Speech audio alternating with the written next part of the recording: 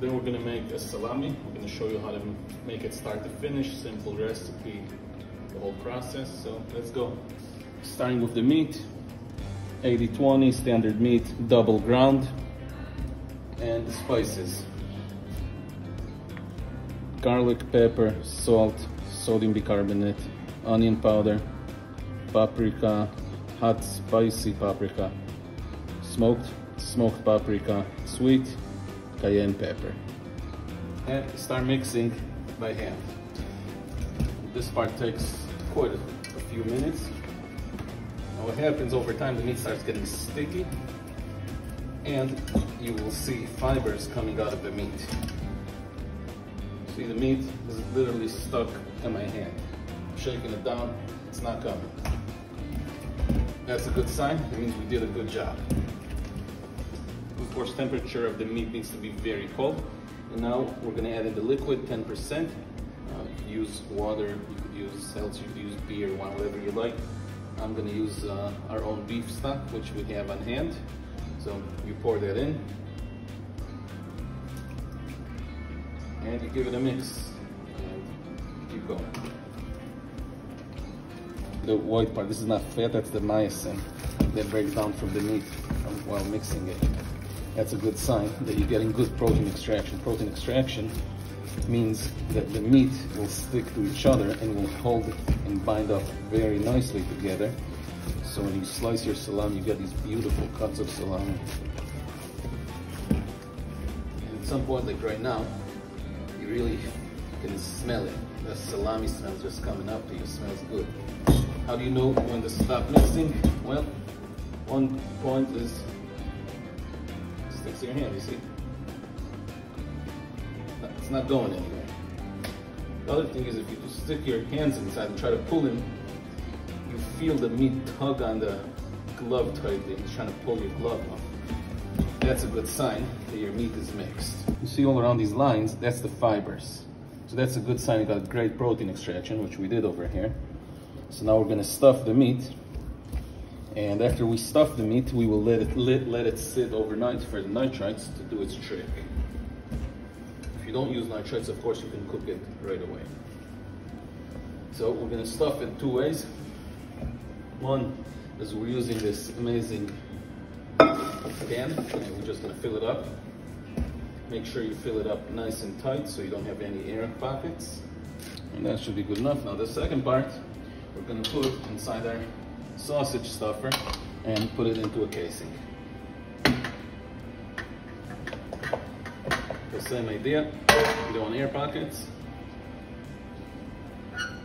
Okay, so now that the meat is inside, I'm just going to close the stuffer. Pretty simple. Lock it in place.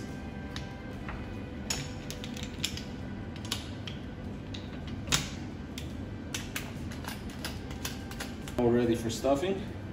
All we need is the casing right here, fibrous casing, lukewarm water to soften it up. Gotta hold it quite tight. If you didn't see, I just put it on the horn. It helps that it's wet, it slides nicely, and you start cranking. Give it a nice tight.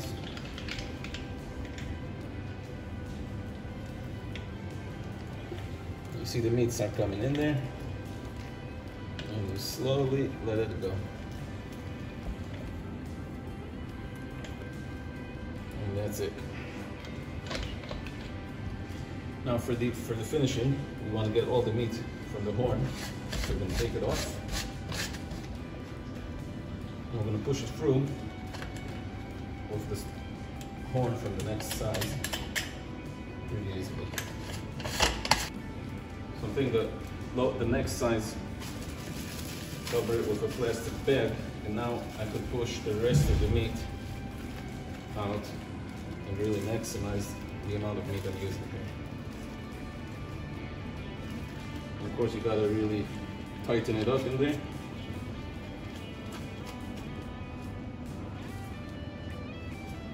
Now, once we did this, we're gonna twist it and give it a good tie. did one time. Now I'm gonna fold it over and tie around it. Now all we have left is the meat we put in the sausage stuffer. So now we're gonna finish this part. Put the bag inside. This bit goes on, put some pressure. And we're gonna seal it tightly. I'm gonna let this sit until tomorrow morning or this afternoon. Let's see when we have time, and we will cook it or smoke it, and that's it. That's pretty much what we gotta do. They have a great salami. Now we're gonna get any holes, but we're gonna poke holes. I don't have my sausage breaker, but you know, obviously anything will work. If you can see a hole here, I don't know if you can. You see the air pocket here. So if I poke it, you see it quickly disappears. So you just look around, give it a few pokes. Gonna hang it in the fridge. Nice chop of salami, and we'll let it sit. Let nitrites and spices do its work. Tomorrow we're gonna cook it, and we'll show it to you when it's done. So got the salami out of the fridge, and you can see a beautiful, nice color. That's obviously from the nitrite. So we're just gonna cook it off now. You know, perfectly. You hang it in a smoker. You don't have one. You can always use liquid smoke for fake. Bake it in the oven or cook it in the sous vide machine. So we're just gonna set the temperature, let it cook 3-4 hours till it reaches an internal temperature of 145. Then we're gonna keep it there for some extra time to make sure all the bacteria is dead, and that's it.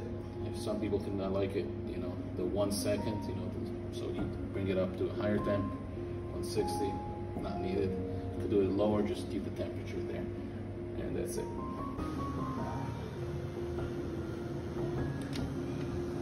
So we finished cooking it the other day, and we gotta let it sit in the fridge for the fat to crystallize. And right here, we're now gonna open it up, and you'll see how it looks. And I'll just do the cross section, and we'll see what it looks like. As you can see, it looks really nice. Amazing. You see the spices coming through. You can see the fat. You can see beautiful salami. You sharpen your knife before you use them. All my knives are sharpened when I use them. I actually have an electric sharpener, which I use every now and then. I bring the knives up. My knives are usually 18 degrees, the ones I use for meat. That's all you need. And as long as you maintain your knives properly, you can have great sharp knives, no problem. You see great definition, amazing looking, holds nicely. It smells amazing. That's it.